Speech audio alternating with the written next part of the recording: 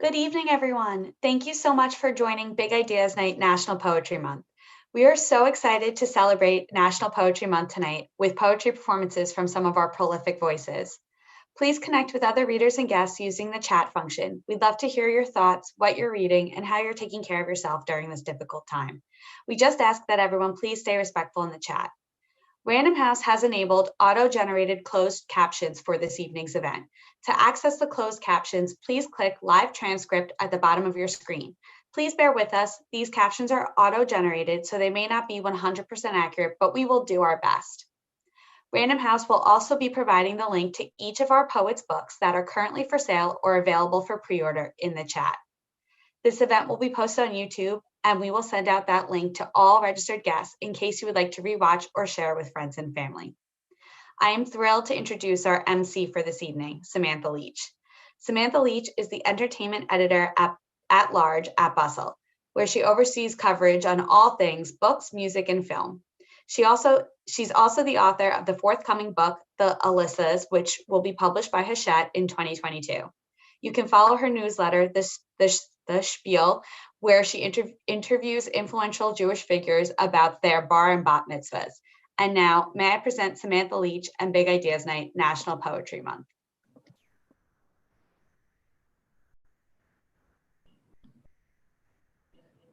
Thank you so much for that warm introduction, Katie, and thank you all for having me. It is my honor and privilege to be back hosting Big Ideas Night for National Poetry Month for the second year in a row now. I don't know about you guys, but I saw that Amanda Gorman was the first ever poet on the cover of Vogue magazine today. So today feels like a really fitting and exciting time to be celebrating poetry.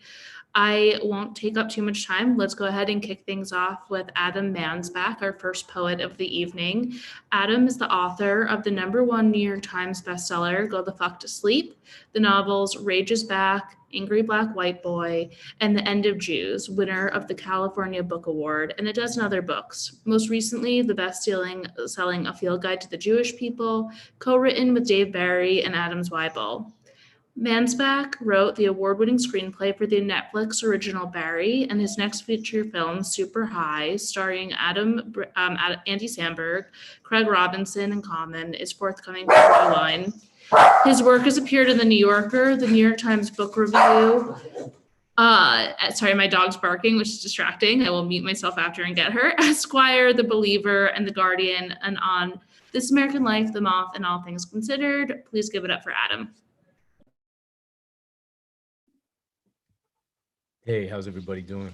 You know, for a second there, I was going to be mad, Sam, that you never interviewed me about my bar mitzvah. And then I remembered that I never had a bar mitzvah. I'm still a very elderly boy in the eyes of the Jewish community. So yeah, I'm reading tonight from a book called I Had a Brother Once, which will be published next week. It's about my brother David's suicide. I'm just going to jump in. I'm going to read a couple of sections. The first one begins immediately after I get the phone call from my father telling me what has happened. My father's sentence was unrecognizable, a cluster of words spinning in a void. The notion that it was all a mistake flashed through me and fell instantly to ash. No parent would say such a thing about his child, to his child, if there was any hope. And here begins another kind of struggle on this page, akin to keeping the steering wheel perfectly straight, a struggle not to crane out of this shot, not to add voiceover, not to do the one thing I am trained to, which is make things legible, impose structure and plot, motivation, a frame, a double helix of narrative to snake through the spine, to be the spine. Here I am, here we are, not 50 feet from the news of my brother's suicide, and already I can feel a tug at the reins. I don't know if naming these things can sap their power or if it constitutes a sacrifice at their altar, an invitation to the impulse I am trying to disperse. What are the rules of this endeavor? Am I supposed to unfold the moments of this night like an origami crane, crease by crease? Is that the penance or the healing, the ritual, a march toward or away from what? Penance for what? If you are making up the ritual as you go, is it a ritual? If the loss is a hole that cannot be filled, is the remainder of your life the ritual? Are rituals supposed to fill the hole or deepen it until you can crawl out the other side? And who am I that I have to ask? My mother's father's parents were the children of famed rabbis. They came here and founded a Jewish community in Burlington, Vermont, by paying other Jews to keep the Sabbath, making them whole and a minion by handing out the wages they would have lost in observing the holy day. And here I am, not even 150 years later, acting as if the books my people carried and died for are unknown to me. Here I am, freighted by nothing, reinventing the wheel, reinventing the rack, daring to believe that perhaps you only realize a ritual was one after you complete it. Inscribe the final character. A tear falls on the page, becomes the final period, or some stupid maudlin shit like that. The final moment is what I dwell on most. He is sitting in his Subaru, overlooking nothing, the ass end of a parking lot, the chemicals he will mix into the gas that kills him lying in his lap, knowing he is one breath away, that he could end it all right now. Though any of us could, really. It is always right now. There are always heights and cars, things to fling yourself off or in front of. There is always a drawer full of knives. I imagine he is crying, but that is only because I would be. Perhaps he is laughing or luxuriating in the sudden, vivid crispness of the world. the miraculous dispersal of cumulonimbus formations in a southwesterly wind, and feeling free at last, or just as likely he is stone-faced with determination, so close, just one final push. Perhaps the act was a ritual, a series of gestures rehearsed and enacted with faithful, reverent precision, the implements delicate in his large hands like eyedroppers, carrot peelers. It is all unfathomable. I cannot place myself in him. I'm throwing cliches at the wall. They say a velvet calm descends when people have decided, gathered their supplies, chosen a place, an hour. Their moods lighten and their loved ones think they've turned a corner, which they have, a different corner. But in my head, that's where he always is, sitting in his car with me screaming, "Don't do it," from the back seat like some spirit cursed to be unheard. And my mother's father's parents, the famous rabbi's kids, the minion makers of Burlington, Vermont, they squat atop the glass floor of the distant beyond, shaking their great woolly heads and asking why, of all things, did it have to be gas? We'll read a later section here. The last time the world's greatest drummer ever drummed, I was there. Elvin Ray Jones had been in hospital for 6 months, his liver and kidneys shutting down, avenging past abuse, when Keiko, his wife and manager, my former boss, called me. She had pulled Veen out against the doctor's orders, and they were coming to Oakland to play Yoshi's and needed help. I'd left New York a year before and hadn't traveled with them since, knew he'd been sick, but little more. When I arrived, I found Veen sitting alone in the dark green room, 40 pounds lighter and already partway somewhere else. He gave me a papery hug and muttered, "Hard shit." Dying, I think he meant. The band was mostly new cats, hastily assembled. The only people who had known him long were Delfeo and me. Elvin was barely talking, but Keiko told me that in the hospital he had spoken frequently of John, whose name seldom passed Veen's lips in normal times, the loss too raw despite the years. When reporters asked, Veen fed them platitudes, said John had been an angel sent from heaven. I always took this to mean that Elvin was the demon in their partnership, elemental and propulsive, the churning ocean atop which Coltrane balanced as he searched for God. There was an oxygen tank now, backstage at first, and then, as the week unfolded, on it. Tubes snaking from behind the floor toms into Elvin's nostrils. The audience did not know what to make of what they saw. One night, the doctor who supplied the tank got caught in traffic, and the tip of Elvin's right stick came up half an inch short of the golden ride symbol every time he tried to hit it. Every time. The fans were in agony, doubled forward in their chairs, willing the wood to find the hammered metal. I heard an old man say, "Let him go home and get some rest," as if Veen had been rousted from the sickbed against his will. But Keiko knew exactly what she was doing. Elvin had allowed her to see him in all his naked fullness, and so when the time came, here he was, dying at home on his drum stool. His purpose had never been in doubt. He was on the planet to offer the gift of music to a world that needed all the love and majesty those songs contained. Seldom did a gig pass in all my years sitting backstage with Keiko that she did not tell me as much. Restate this thesis, eyes widening over her cup of tea, bright painted lips pursed as she nodded in somber agreement with herself. His job was to play and hers was to make sure that nothing stopped him, to sweep away impediments and master details, belay danger no matter the source or the toll it took. I saw her throw musicians bodily out of nightclubs when they showed up high on that shit, because nobody high was going to be alone with Keiko's husband ever again. They were heroes to each other, or perhaps figures from one of the Japanese myths she turned into songs for him to play, the monk and his sworn warrior protectress. Elvin's certitude sat at the precise center of him, radiating an electric peace that by the time it reached his four extremities and passed into the bass and hi-hat, snare and toms and crash and ride, became a storm. The very last night, Keiko stood behind him as he played the final song of the final set, arms wrapped around his chest as if he were her mask. The tune was Dear Lord, one of John's.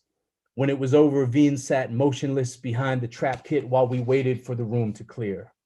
Delpheo and I had to carry him off stage, lift Elvin beneath the armpits, and press our hands against his back as he labored to move the same legs that had just powered the pedals, his smell still sharp and clean, his forehead and medallion glistening, and the people didn't need to see that.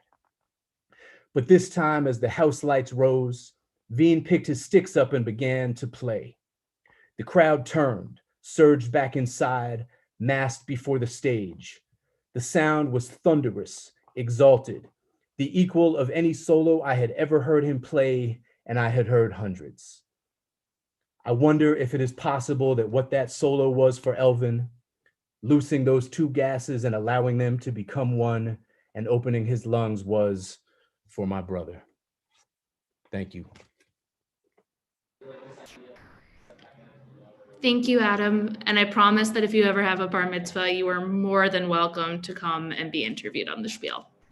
Next up, we have Ishley Park, who is the first woman to become Poet Laureate of Queens. Park's first book of poetry, The Temperature of This Water, won 3 literary awards, including the PEN American Open Book Award for Outstanding Writers of Color. Her work has been published in Plowshares, Manoa, The Beacon Best, Best American Poetry, and Century of the Tiger, 100 Years of Korean Culture in America. She has taught creative writing across the country, and she has performed as a featured artist at over 300 literary festivals, colleges, cultural venues in the United States and worldwide, sharing the stage with artists like Yazine Bey, Sonia Sanchez, Joy Harjo, Angela Davis, Saul Williams, and more, and was a touring cast member of Russell Simmons' Deaf Poetry Jam, where she toured 51 cities. Angel and Hannah was performed as part of the Hip Hop Theater Festival's Critical Breaks reading series. An award-winning poet, singer, hula dancer, surfer, certified yoga teacher, Lomi practitioner, and mother, she's traveled the world reading and performing at universities and writing festivals. Park has organized benefits and shared the stage with other activists like Sonia Sanchez and Angela Davis. She is of Korean ancestry, and both her daughters were born and now being raised on the Hawaiian Islands. Please welcome Ishley Park.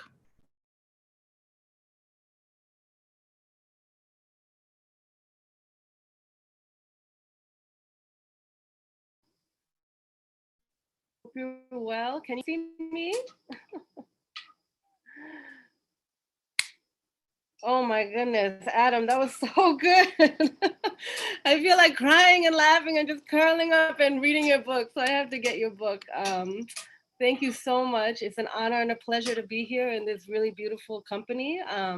I kind of did a little bit of homework and Google stalked you all like this past week. And it's, you know, I really am in good company with people who are doing beautiful things with the word, and I'm grateful. So this book is called Angel and Hannah. It's taken me quite a while to write as a single mother with 2 beautiful daughters. You know, that was like the main part of my life for until they grew big enough to kind of cook and take care of themselves. And this blessing of a book came back to me, and it's a love story about a young girl and a boy in Brooklyn and Queens, and it's kind of written in sonnets and hip hop bars and in free verse. So I'm gonna read you a couple sonnets or, you know, bars or whatever, free verse. You can go back and figure out for yourself if you're like a poetry nerd like me and you like to count lines and do rhyming couplets, which is which, okay? But just to ground myself, I'd like to start with this one called Arirang, which is a bittersweet love song in my home country. And it's kind of a good song to sing in these times as an Asian American woman, I feel, because it's all about unrequited love. And anyway, so it's a sonnet called Arirang, and here we go. Arirang, arirang, arario. 아리랑 고개를 넘어간다. 나를 버리고 가시는 심도 못 가서 발병난다. 아리랑 in the old Korean song, one lover leaves another on Arirang Mountain. You won't walk 10 li away from me without an ache in your feet, she sings, because that is the nature of love. Memories live on, make a home inside the body.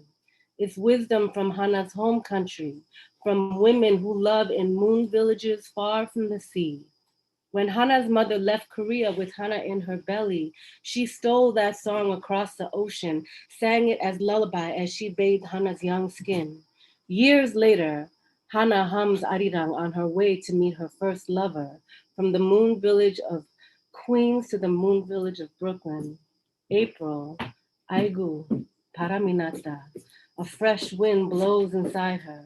Last night, the wind shook mimosas on Fifth, so she walks on pink petals to meet him. Okay, so that's one sonnet called Arirang. And then here's another one. This one, this one is just in the beginning, and it's about Hana and her friends hanging out in Queens, because it takes place in Brooklyn and Queens, and it's called Quinceañera. On Friday nights, Karina and Hana drink Old E's on a peeling green bench at 109th Street Park till an amber foamy buzz blurs the dark edges of night. They watch boys shoot hoops like lean seraphim, then test chain link swings, Nike soles pointed towards heaven, towards star-shaped leaves. Sometimes she wonders why they spend sunsets preening like two peacocks, shadows huge on an abandoned playground. But tonight, there's somewhere else to go. Tasha's Sweet 15 in St. Mary's Church basement. Hana licks her lips, draws on scarlet liner. She puckers, paints herself darker, more dangerous, a girl who can scar in the shape of a kiss. Okay, so that's another one. And yeah, I feel like if you understand, it's kind of like the book is a series of sonnets written in 4 seasons, and it kind of chronicles Angel Hana's life, and we'll go deeper into how she feels maybe. This one is called Eden, and it's in her voice, and it's right after she meets Angel. With you, I'm not a girl with small duties, file cuticles, carry groceries. With you, I unfurl like Eve. I can kill or heal with my mouth and hands, turn a bed into a lightning-filled tent, steal deep inside. Shh. Your skin, bloom stars inside till you smell like me. I burn like you, kin to our blood's desire to flee from Eden. Sanaya, you gotta be very quiet because right now mommy's live on this computer thing. Okay, thank you. So just think like, walk like a mouse. Okay. Okay, so as a mother, I gotta do things like this, even while they're alive. Yeah, it's okay, baby. I love you. Happy birthday. I'm celebrating you all week. Okay, so I'll just read 2 more sonnets maybe, and then we'll go on, if that's okay. This one is called Nas, because you know I'm from Queens. I love Nas, and this is in Angel and Hana's voice. They're in bed talking to each other. Nobody knows we exist, she whispers in the dark. Your kind, my kind. They think you live to steal cars and I live to sell beer and cigarettes. Yaish, shkro. Hana feels liquid, as if she might evaporate if she doesn't cling to Angel's luminous ribs. So, who cares, he says, stroking her messy hair.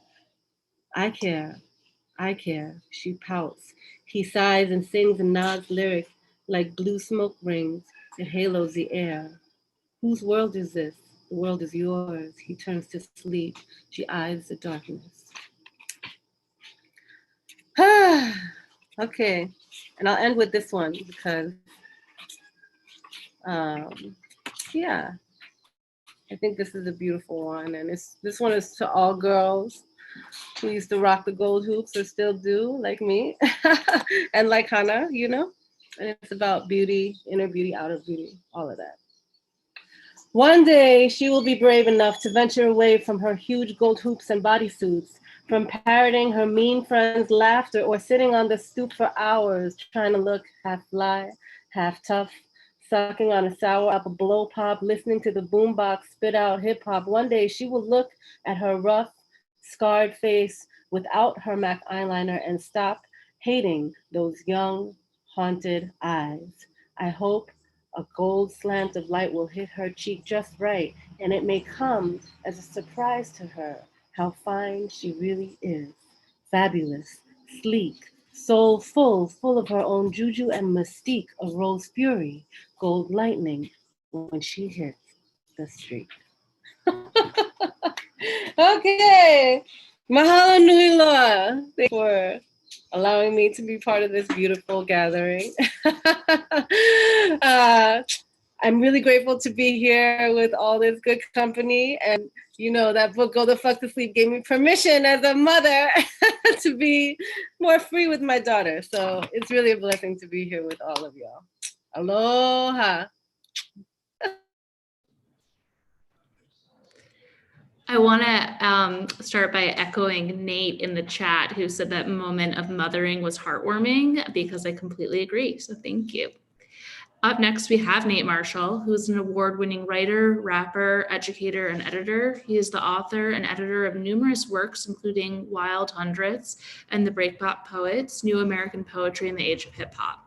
Nate is a member of the Dark Noise Collective and co-directs Crescendo Literary. He's an assistant professor of English at Colorado College. He's from the South Side of Chicago. Welcome, Nate.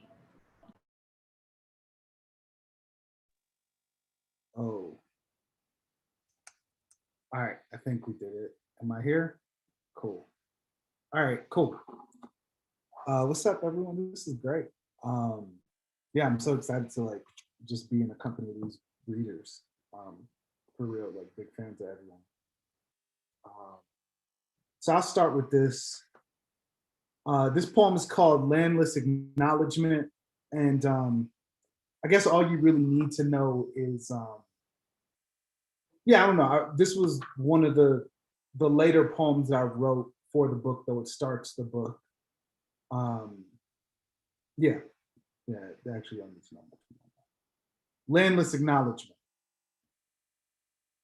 Before we get started, we would like to acknowledge that we live on some unceded bones.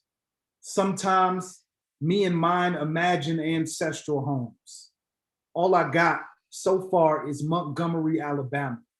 Maybe a boat, maybe a plot of land somewhere so far from the South Sides I've claimed that I would get lost on the way. I admit, sometimes my homies talk about their families immigrating and I get jealous. We lost the land we were custodians over before I was a twinkle in the eye of a twinkle in the eye of a twinkle in the eye. Closest I got to a homeland is my mama's Caucasian pitch on the phone calling the police. Closest I got to a homeland is not never calling the police. Closest I got to a homeland is my daddy's laugh in a spades game. Closest I got to a homeland is my lover's tongue talking or otherwise. Closest I got to a homeland is the funk under a DJ's needle in my hand full of a dance partner. Not to be dark, but I am. Not to be dark, but the planet is on fire. Not to be dark, but they move in capitals because the water is coming up. Not to be dark, but our bones are in that water too. Maybe that's my capital. Once the polar capitals melt and there's a whole lot less land for folks to buy and sell and steal, maybe everybody will feel a little more dark, will feel a little more homelandless like we do. Why you think I call my compatriots homies? Maybe ain't no home, except for how your beloveds cuss or pray or pronounce. Cool. Thank you. Cool. All right, I'll read this. I've been, so I have a nephew, I have a niece and a nephew, and they're both very cool. My nephew is like, he just turned 13 in November. And so he's very funny. Yeah, it's just like, it's so weird. He spent the summer with us in Colorado, and that was really a joy. So I'll read this poem. This is a poem for Justin. A poem for Justin, because you asked for one. When I told you to stop jumping on me that night as I was writing. Because your favorite Jay-Z song is December 4th, for his mother's voice and Jay's story about his life. Because I told you the first song you heard in your young life was I Used to Love Her, in the hospital room with my big headphones over your soft head. Because you asked me your first word and I said I didn't know, and I could have told you a good lie and made that a small poem we shared. Because when you spend the night, you take my clothes and drape them over yourself like a prayer shawl. Because you clown me to my friends and impersonate me in a way that says, I see you, uncle. Because you ask me if I love all books, since I have so many, and I say only the ones that tell us who we are. Because I ask you what I should write about, and you say, write about us. Cool. All right, and then, let's see. Yeah, I guess I'll read this. This is a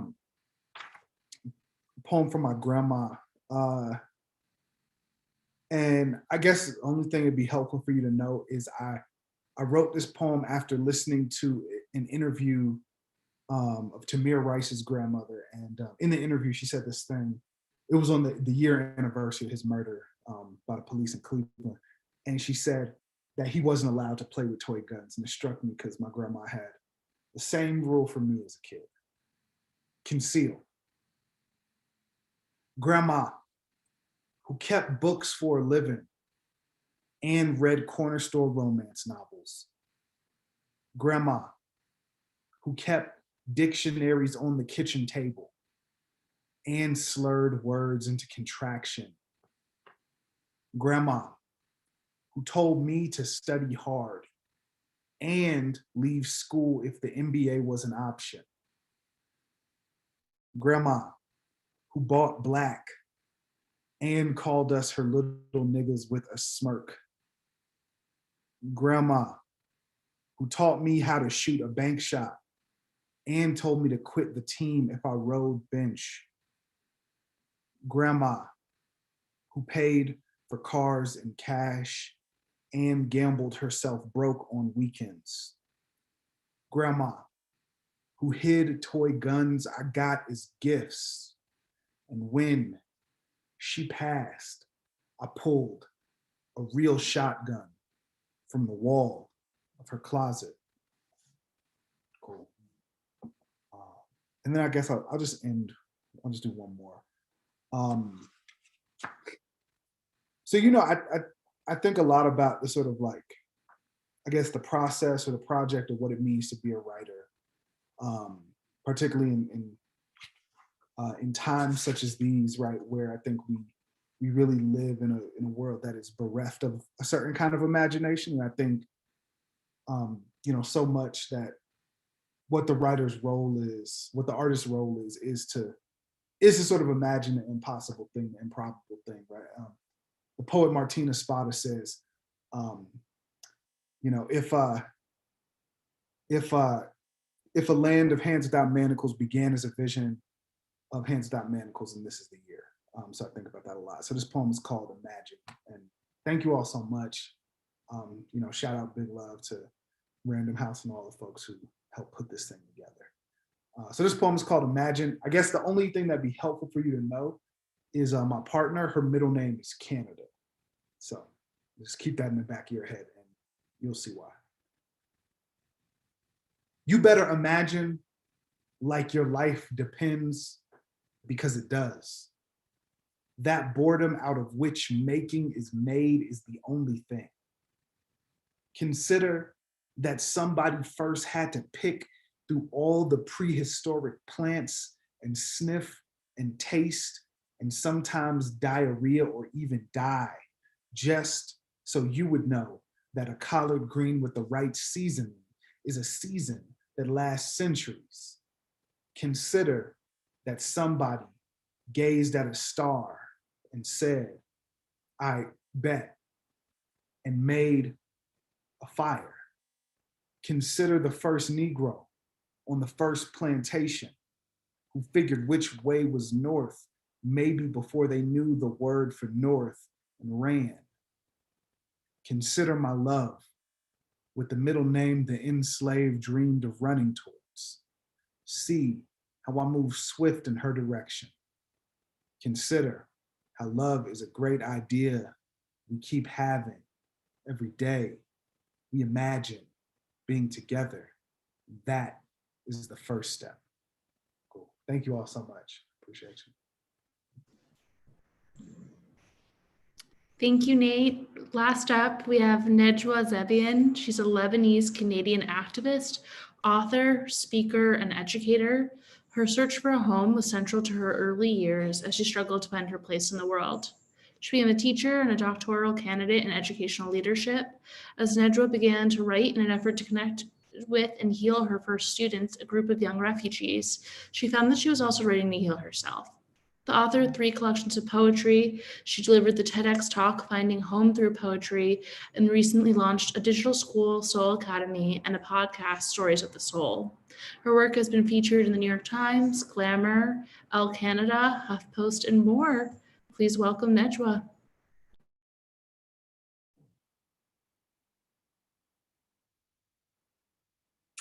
Hi.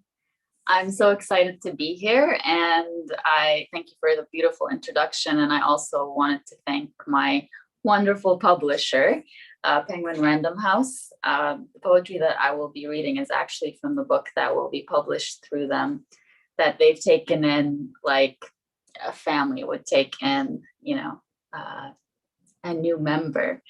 So I've chosen poems from several chapters in the book. So Welcome Home is about building a home within yourself, and that home contains rooms of forgiveness and self-love and compassion and clarity and surrender. So I've picked a few poems from them. So I will tell you which room or chapter each poem is from, and I hope that you enjoy it as much as I enjoyed putting it into words. The first one is from the forgiveness chapter, and this is one of my absolute favorites. I wish I could go back to the exact moment before the moment I met you, to turn around and sit one seat over from the seat where I sat the night I met you. I wish I could go back to the exact moment before the moment I walked out my door that night, to turn around and do anything at all, except for walk out the door. I wish I could go back to the exact moment before the moment I smiled when you said hello, because for the longest time, I thought my smile invited you to say hello. And that my hello invited you to say all the words you'd say, to draw me in like a butterfly to a raging fire that looked like rays of sun. I wish I could go back to the exact moment before every moment I said yes when I wanted to say no, to remind myself that if being loved was dependent on me breaking into pieces, I can choose to keep myself together. I wish I could go back to the exact moment before every moment that I chose to say what you wanted to hear, to remind myself that if being heard was dependent on me being silent, I can choose to let my voice roar. Oh, how I wish I could go back. But oh, how grateful I am that my wish never came true, because in this exact moment, I am who I am where I am, because of every moment before every exact moment that I fell to ashes only to rise with gold-stitched wings and a voice so powerful, even I can't ignore it. Second poem is also from the forgiveness chapter. You are not the reason an arrow was aimed at you. You are not the reason an arrow brought you to your knees, but you are the only reason that you chose to get up off your knees with blood on your hands and tears in your eyes. It is the resilience in your spine, in your veins, that takes the credit, not the misery that gushed from their hearts to release an arrow at you.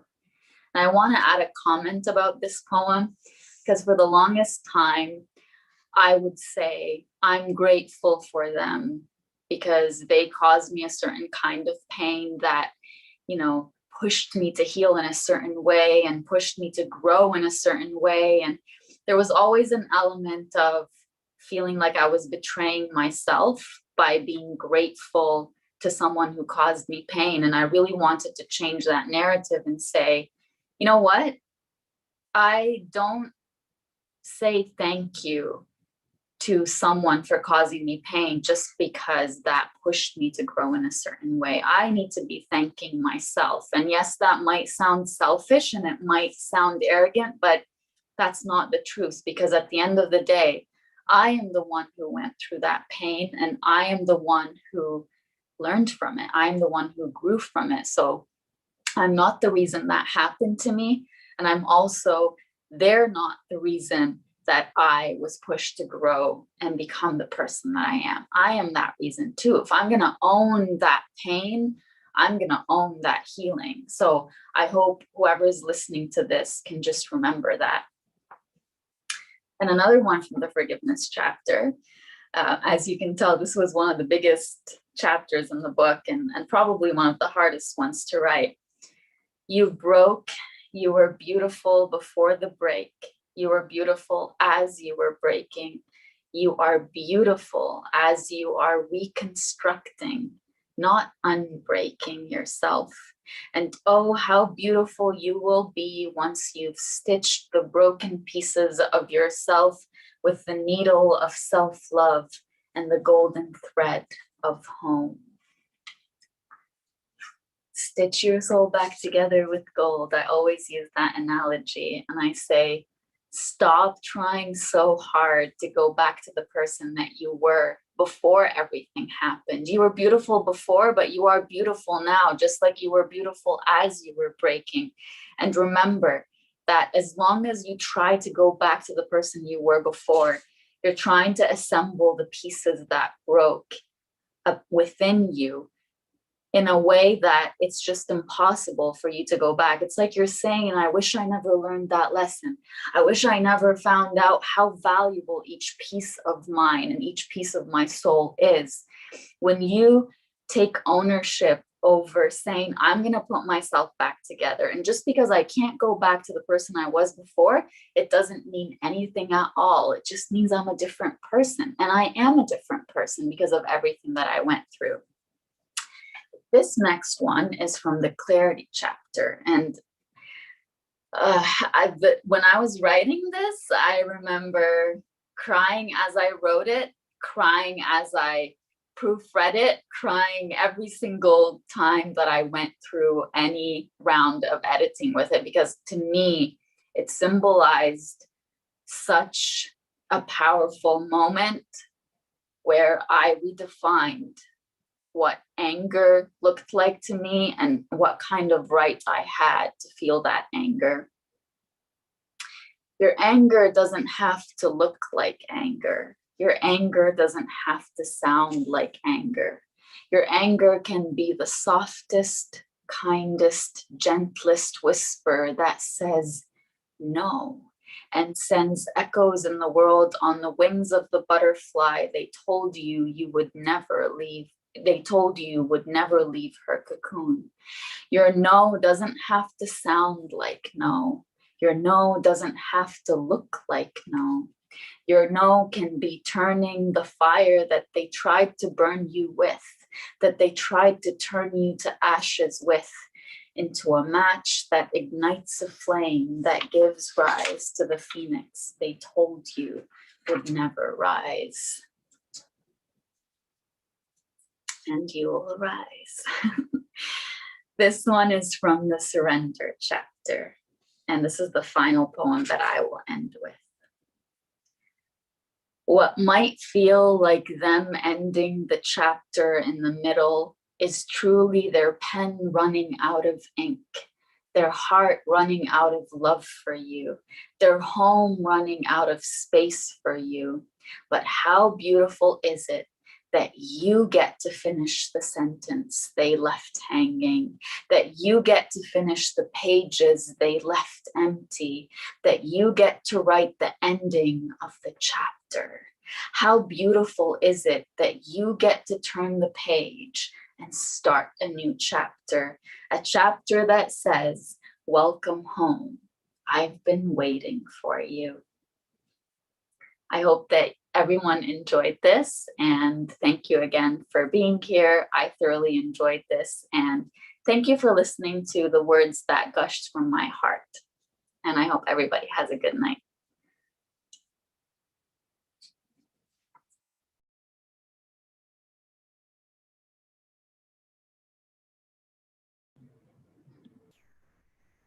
Thank you, everyone. Thank you to the speakers and the poets for sharing, and for all of you for being here. It was such an honor to share my evening with you. Thank you so much.